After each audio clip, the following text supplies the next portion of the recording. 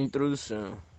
Meu nome é João Victor, eu sou aluno do terceiro ano C e estou prestando conta em relação a algumas notas que ficaram pendentes no ano letivo de 2022.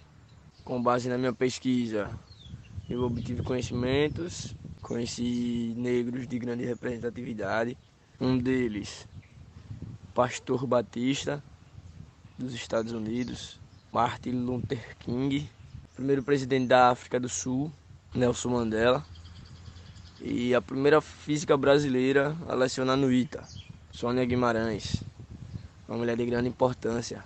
Nasceu na capital do estado de São Paulo, no ano de 1957. Era de uma família humilde. Sua mãe era dona de um buffet, comerciante, e o seu pai era tapeceiro. Ela era estudante de escola pública, era uma aluna bastante aplicada e uma das melhores da sua classe, com notas altas, especialmente em matemática. Na adolescência trabalhava para poder pagar um cursinho e prestar vestibular para engenharia civil. Quando não conseguia pagar integralmente, sua mãe a ajudava. Porém, um dos seus professores a orientou a buscar os cursos menos concorridos, o que levou ela a escolher física. E quando já cursava física na Universidade Federal de São Carlos, ela chegou, conseguiu prestar vestibular para engenharia civil, mas as aulas sobre materiais sólidos acabaram agradando o estudante, que permaneceu em física.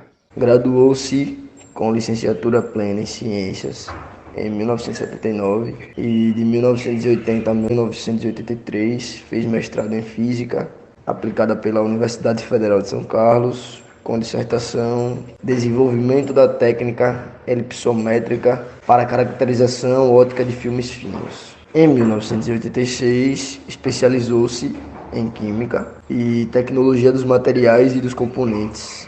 Após esse período, ela ingressou no doutorado em Materiais Eletrônicos pelo Instituto de Ciência e Tecnologia na Universidade de Manchester, lá na Inglaterra, trabalhando com microscopia eletrônica de varredura, especialista na área de semicondutores. Guimarães liderou em 2016 uma pesquisa nacional sobre o desenvolvimento de sensores de calor. Em 1993 ingressou como docente do Instituto Tecnológico de Aeronáutica, conhecido também como ITA, sendo a primeira mulher negra da instituição, que contava e ainda conta com um reduzido quadro de mulheres docentes. A instituição só passou a aceitar mulheres no vestibular nos anos 90.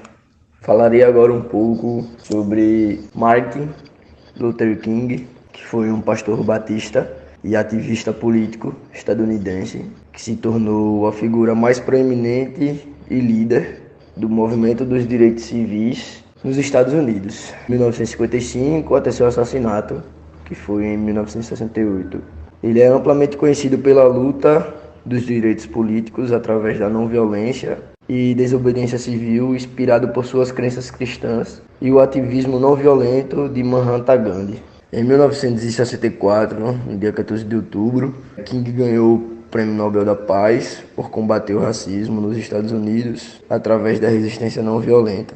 Ele foi investigado pela FBI por possíveis laços comunistas, ameaçaram tomar público suas supostas relações extraconjugais e denunciaram para agentes governamentais. E em 1964 mandaram a King uma carta ameaçadora anônima, a qual ele interpretou como uma tentativa de alguém a incentivá-lo a cometer suicídio.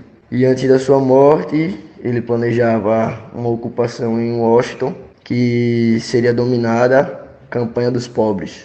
Ele fala também sobre Nelson Mandela, que foi um grande líder, considerado o mais importante da África Negra. Era um líder rebelde, governou como presidente na África do Sul de 1994 a 1999. Nasceu numa família de nobreza tribal, numa pequena aldeia do interior, onde ele possivelmente ocuparia o cargo de chefia, mas recusou o seu destino aos 23 anos ao seguir para a capital, onde iniciou sua vida um advogado, deixando o interior rural para uma vida rebelde.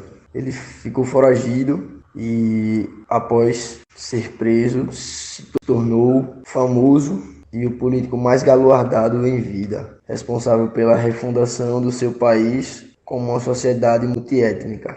Passou 27 anos na prisão e em dezembro de 2013 foi revelado pelo The New York Times que a CIA americana foi a força decisiva para a prisão de Mandela em 1962, quando agentes americanos foram empregados para auxiliar as forças de segurança da África do Sul a localizá-lo. Foi uma figura controversa durante grande parte da sua vida, denunciado como um terrorista comunista por seus críticos. Ele acabou sendo aclamado internacionalmente pelo seu ativismo e recebeu mais de 250 prêmios e condecorações, incluindo o Nobel da Paz em 93, a Medalha Presidencial da Liberdade dos Estados Unidos e a Ordem de Lenin da União Soviética.